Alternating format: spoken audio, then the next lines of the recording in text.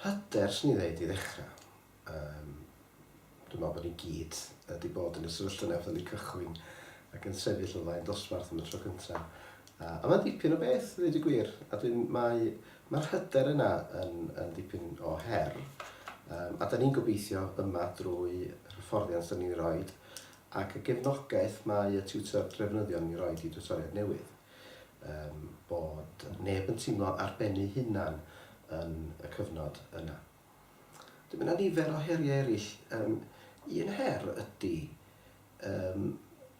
dod ar draws, efallai byddwn ni'n sôn am hyn bellach ymlaen, patrymau gramadeg a cael cwestiynau gramadegol.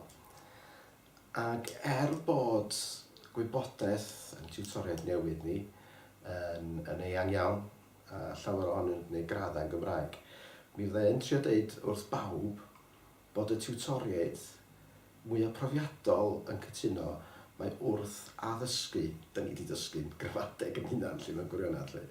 Lle mae hwnna'n dipyn o her. Ac wedyn mae yna ryw sefyllfaoedd yn codi'n does, lle mae gennych chi unau lawer iawn yn y dosbarth sydd yn creu her yn ei hun. A weithiau chydig bach yn y dosbarth hefyd sydd wedyn yn creu her wahanol iawn.